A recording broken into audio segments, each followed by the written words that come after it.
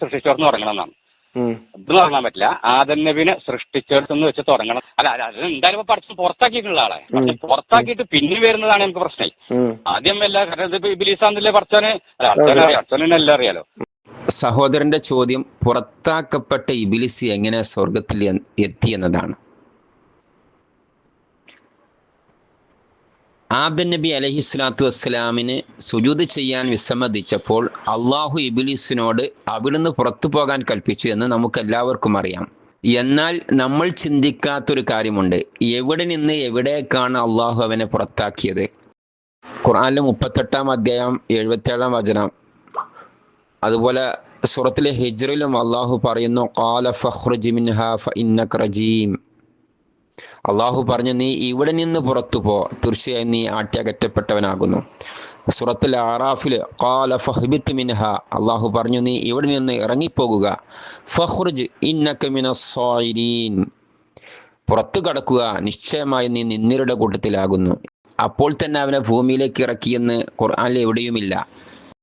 ആ വിലക്കപ്പെട്ട കനി തിന്നതിന് ശേഷമാണ് അള്ളാഹു അവരോട് ഇഹ്ബിത്തു എന്ന് കൽപ്പിക്കുന്നത്. അറബിയിൽ 3-ഓ അതിലധികമോ പേർ ഉള്ളപ്പോഴാണ് ഈ വാക്ക് ഉപയോഗിക്കുക. അതായത് ആദം നബിയെയും ഹവ്വാ ബീവിയെയും ഇബ്ലീസിനെയും അള്ളാഹു അതിന് ശേഷമാണ് ഒന്നിച്ച് ഭൂമിയിലേക്ക് ഇറക്കിയത്.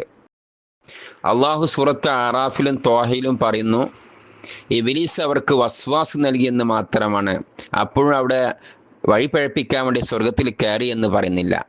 ഈ വസ്വാസ് നൽകാൻ അവൻ സ്വർഗത്തിലേക്ക് പ്രവേശിച്ചു എന്ന് ഖുർആൻ സഹിയായ ഹദീസ് എവിടെയും വ്യക്തമാക്കുന്നില്ല.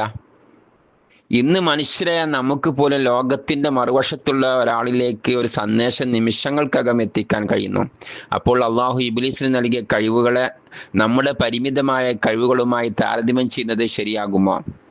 നമ്മുടെ പരിധികളെ അവരിൽ അടിച്ചേൽപ്പിക്കുമ്പോഴാണ് ഇത്തരം കഥകളും ചോദ്യങ്ങളും ഉയരുന്നത്. ആദം നബിയെ സൃഷ്ടിക്കുന്നതിന് മുമ്പ് തന്നെ അള്ളാഹു മലക്കുകളോട് പറയുന്നത് എന്താണ്? സൂറത്തുൽ അൽ ബഖറയിലെ 30-ാം വചനത്തിൽ അള്ളാഹു പറയുന്നു, ഞാൻ ഭൂമിയിലെ ഒരു ഖലീഫയെ നിയമിക്കാൻ പോകുന്നു എന്ന്. അല്ലാതെ സ്വർഗത്തിലെ ഒരു ഖലീഫയെ സൃഷ്ടിക്കുന്നു എന്നല്ല. അതായത് മനുഷ്യന്റെ യഥാർത്ഥ ദൗത്യം ആരംഭിക്കേണ്ടത് ഭൂമിയിലായിരുന്നു. സ്വർഗം എന്നത് ആ യാത്രയിലെ ഒരു പരീക്ഷണ ഘട്ടം മാത്രമായിരുന്നു. ഈ വീഡിയോ നിങ്ങൾക്ക് ഇഷ്ടമായെങ്കിൽ ഇതിൻ്റെ പൂർണ്ണരൂപം കാണാൻ മറക്കരുത്. ലിങ്ക് ഡിസ്ക്രിപ്ഷനിലുണ്ട്. ഇൻഷാ അല്ലാഹ് അടുത്ത വീഡിയോ ആയിട്ട് പിന്നീട് വരാം.